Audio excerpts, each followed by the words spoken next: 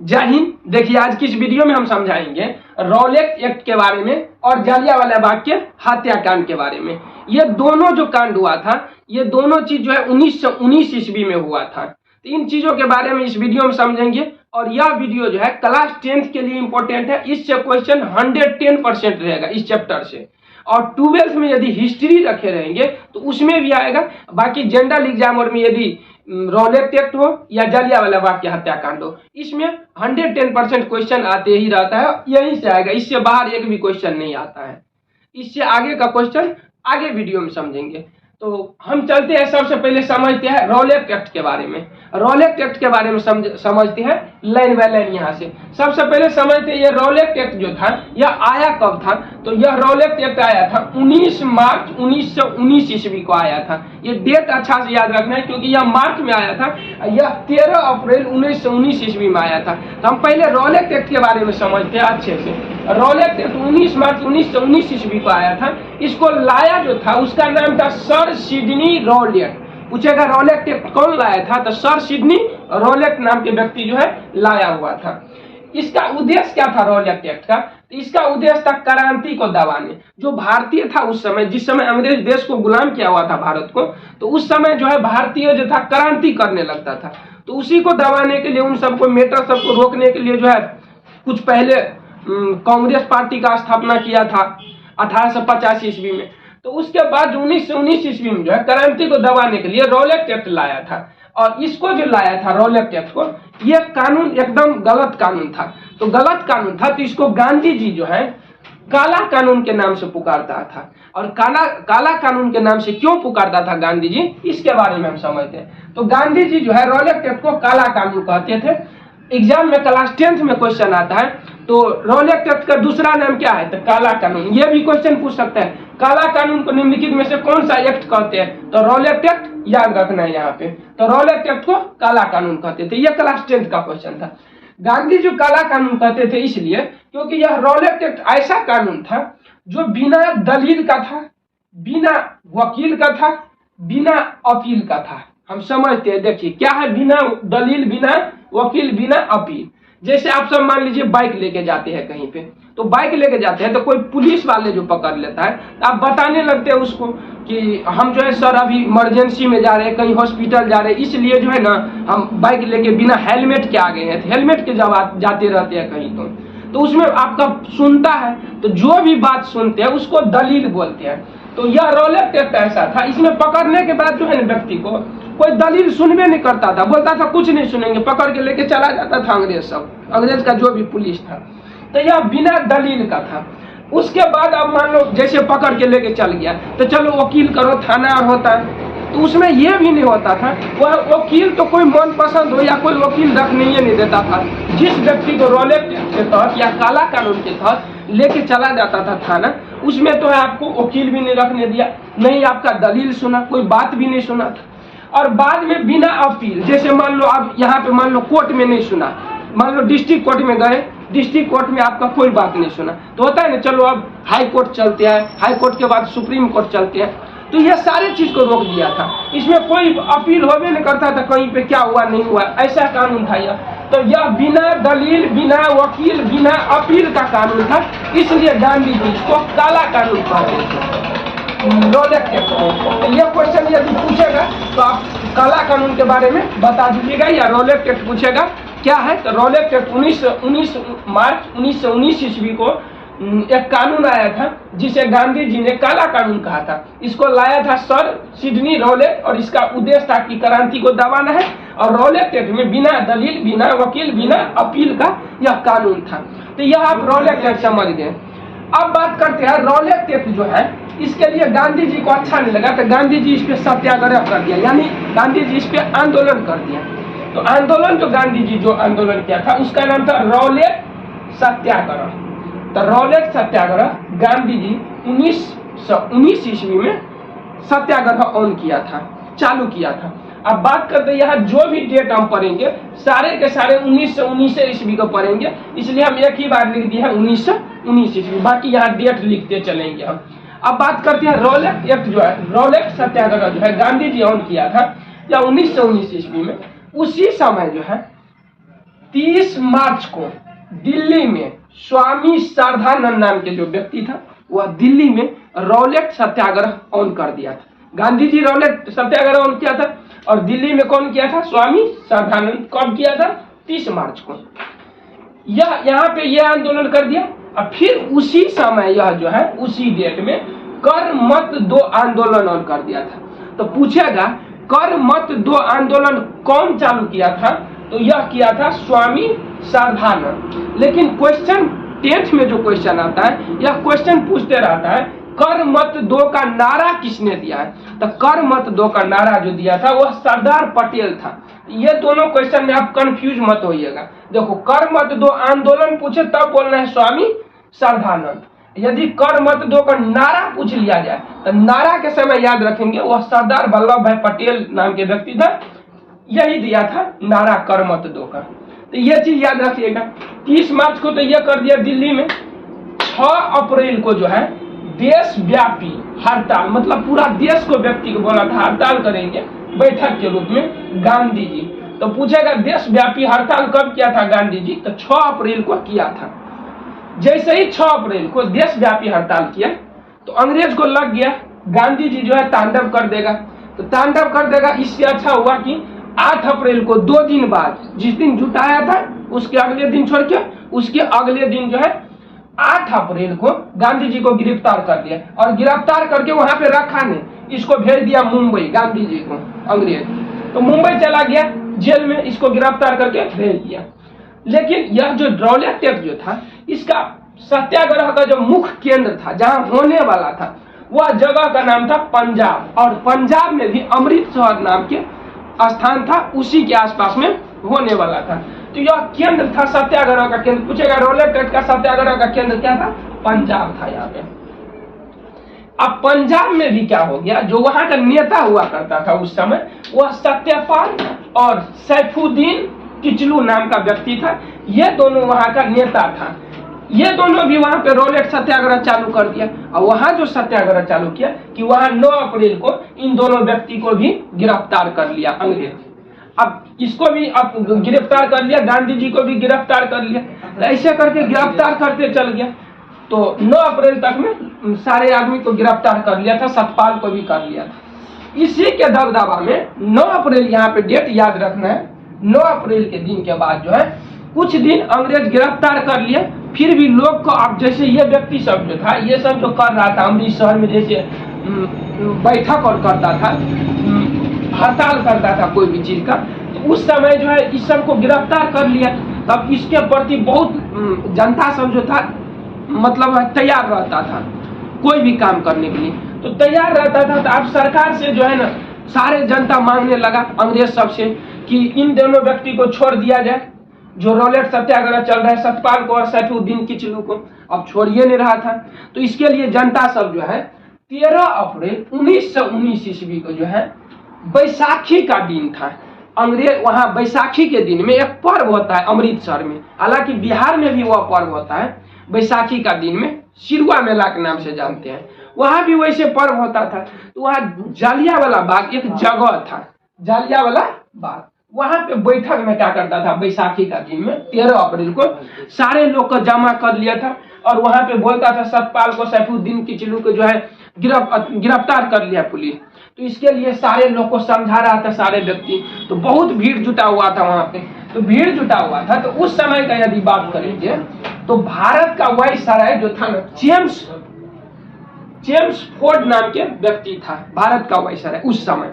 तो भारत का वायसराय जो था जेम्स फोर्ड, यह एक पूरा देश का हैंडल करने वाला था। जैसे अभी के समय में बात करेंगे हम तो मोदी जैसे हैं, तो मोदी पूरा इंडिया को हैंडल करता है, तो उसी को वायसराय कहते थे अंग्रेज के समय में। तो भारत को पूरा हैंडल करता था, उस व्यक्ति का नाम था जेम्स फोर्ड, ये नाम याद रखना है। लेकिन जो पंजाब का लेफ्टिनेंट गवर्नर था, यानी जैसे अभी मान लो भारत को, पूरा भारत को कमांड करता है या बढ़िया से देख रेख करता है नरेंद्र मोदी, तो हर स्टेट में तो जाके कर नहीं सकता है। तो इसके लिए मान लो मोदी जो है हर राज्य में क्या दे दिया है, सीएम। मान लो संविधान के अनुसार सीएम दे दिया। तो पहले के समय में भी वायसराय क्या करता था, हर राज्य के तरह से जो है, पंजाब हो या कोई भी राज्य, वहां पे जो है ना लेफ्टिनेंट गवर्नर देता था, सीएम के रूप में समझिए इसको। तो वह पंजाब का लेफ्टिनेंट जो था गवर्नर वह ओ डायर था, समझ गया।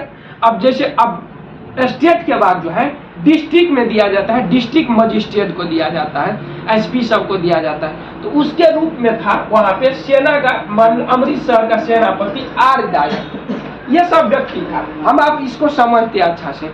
जालियांवाला बाग का जो हत्याकांड हुआ था 13 अप्रैल 1919 ईस्वी को हुआ था, अमृतसर में हुआ था, पंजाब का। यह जालियांवाला बाग जो था उसमें मात्र एक ही गेट था, बहुत बड़ा फील्ड था, उसमें मेला सब लगता था।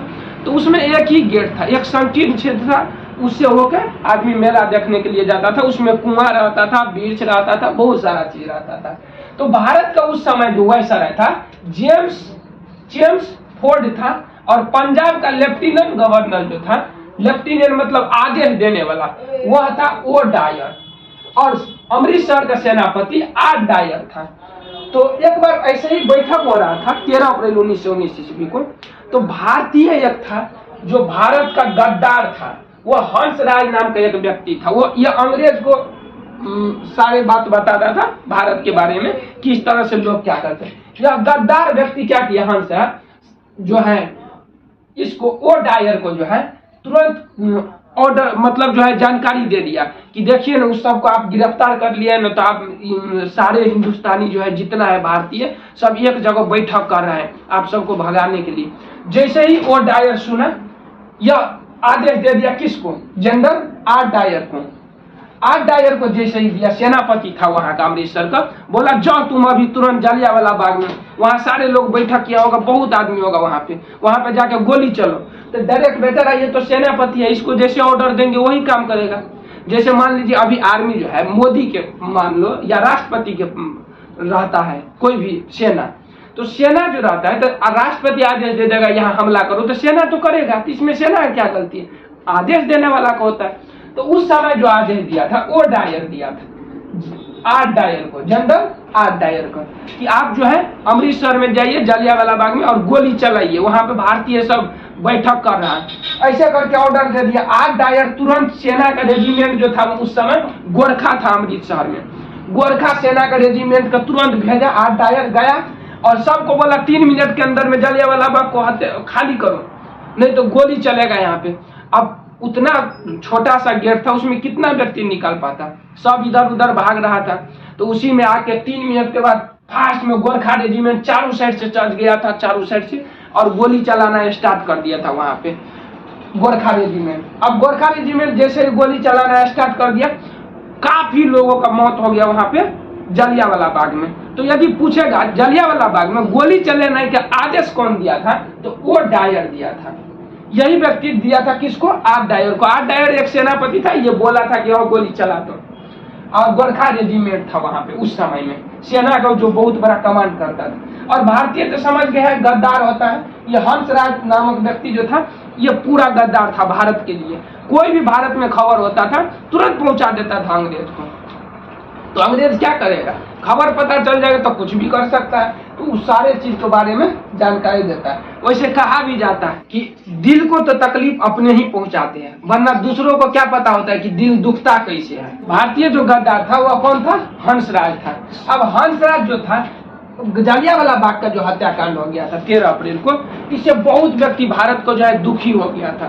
तो दुखी होकर कुछ त्याग पत्र दे दिया, त्याग कर दिया। जैसे किसी किसी को कोई भी मेडल मिलता था, कोई भी चीज मिलता था, उपाधि, उसको त्याग कर दिया था।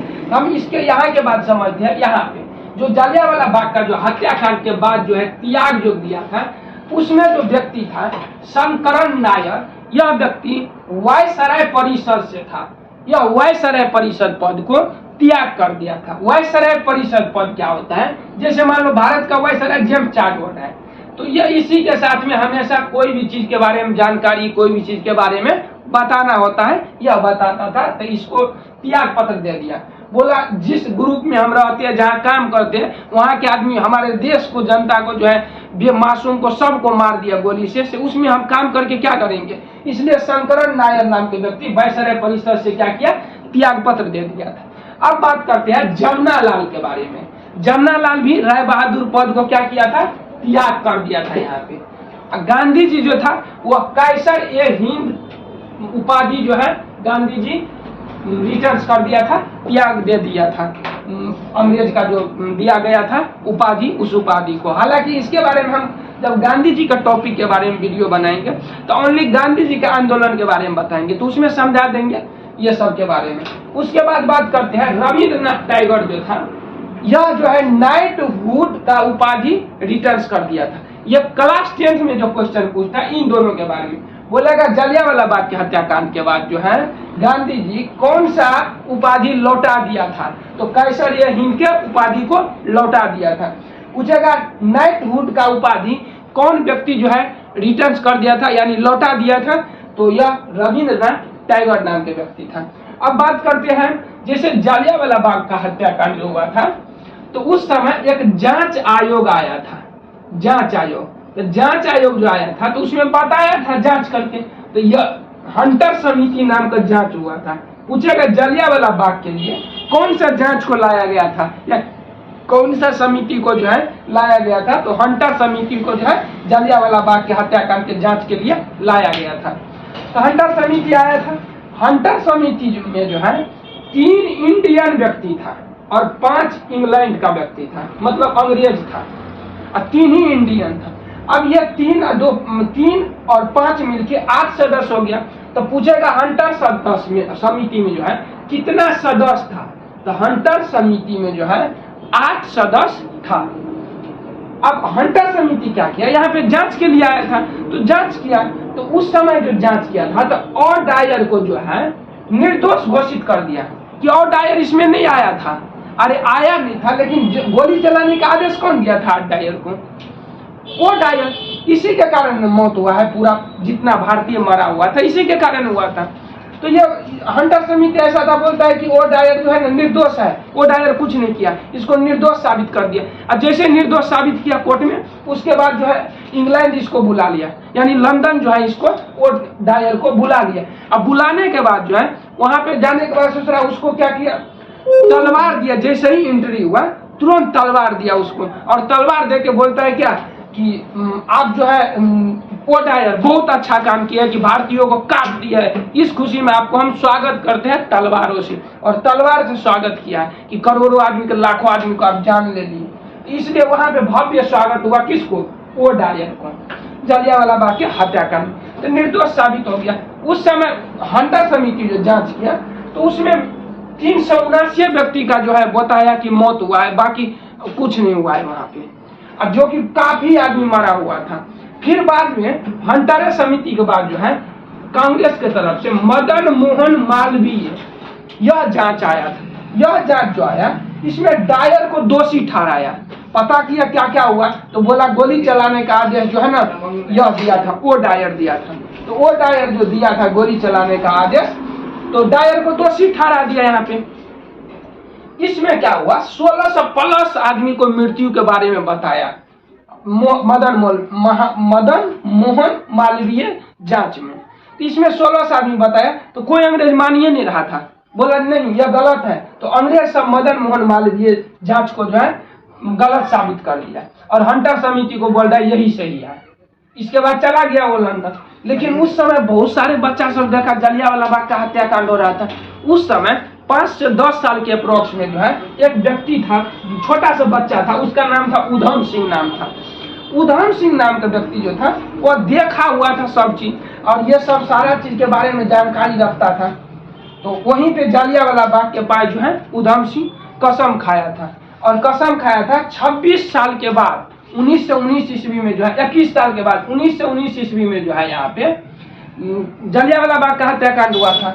1940 ईस्वी में यानी 21 साल के बाद जो है यह कसम खाया हुआ था 21 साल पहले कि हम तुमको वो डायर तुमको हम एक दिन मारेंगे पक्का। और वहां पे कसम खा लिया था कि हम तुमको तब तक रोक के रखेंगे, अंग्रेज अथी मान लो यमराज भी आएगा ना तो यमराज को भी रोक के रखेंगे कि पहले हमको सुलाने दो वो डायर को, उसके बाद हम जो है किसी को मारने देंगे तुमको।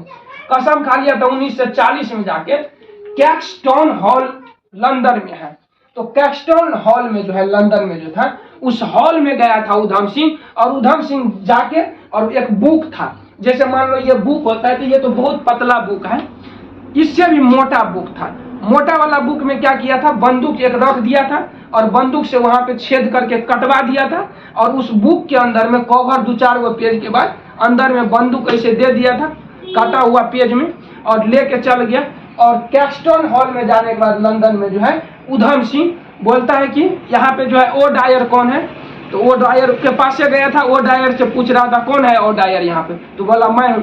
तो ओ डायर को पूछा कि हिंदुस्तान में जो है आप गोली चलाने का आदेश दिए थे, जालियांवाला बाग में जो हत्याकांड हुआ था वो आप ही है, तो बोला हाँ हम चलाए थे वहाँ पे, उसमें हमको भव्य स्वागत में तलवार भी मिला है, देखो ऑफिस में हम लगा दिए हैं तलवार। तो बोला ठीक है बहुत बढ़िया। पेज उल्टाया और उसके बाद बंदूक निकाला तो बोलता है तुम कौन हो, तो बोला हम तुम्हारा यमराज है और हम आ गए हैं तुमको लेके जाने के लिए। और निकाला बंदूक और तुरंत उसको 6 गोली डायरेक्ट मारते रह गया और सीने में। और जब उस जाने वाला था तो उसको बता दिया कि हम कसम खाए थे 19 अप्रैल को, हम उधम सिंह है भारत से आए हैं, कसम खाए थे कि तुमको हम मारेंगे और हम तुमको मार दिए हैं लंदन में घुस के। जैसे तुम भारत में, मेरा भारत का घर था, सारा चीज था भारत वाला था और वहां पे मारे थे, उसी तरह से हम तुम्हारे लंदन में आके तुम्हारे घर में सारा चीज तुम्हारा है और हम तुमको आके मार दिए, हिंदुस्तानी से कभी टक्कर मत लेना, ऐसे करके बोल दिया था। तब उसको पुलिस सब आया, गिरफ्तार करके लेके गया कोर्ट में। उधम सिंह से पूछता है तुम कौन हो, उधम सिंह बताया मेरा नाम है राम मोहम्मद सिंह आजाद नाम है। तो उसको फांसी दे दिया। बोला हाँ फांसी कोई दिक्कत नहीं, हमको एक ही सपना था कि हम जो है वो डायर को हत्या कर देंगे, और वो डायर को जो है उधम सिंह हत्या कर दिया। उसके बाद उसको भी फांसी दे दिया था उधम सिंह को। आई होप, मुझे आशा है कि आप समझ गए होंगे इस वीडियो में रॉलेट एक्ट के बारे में और यहाँ पे जालियांवाला बाग के हत्याकांड के बारे में। जब क्वेश्चन पूछेगा क्लास 10th हो या 12th के हिस्ट्री में पूछेगा तो वहां पे आपको बताना है रॉलेट एक्ट 1919 मार्च को आया था। यहीं पे जालियांवाला बाग हत्याकांड जो है 13 अप्रैल 1919 ईस्वी का आया था। यहाँ पे गोली चलाने का आदेश, सारे चीज आप समझ गए होंगे। हंटर समिति उसके जांच के लिए गया था। गद्दार जो व्यक्ति था भारतीय वह हंसराज था।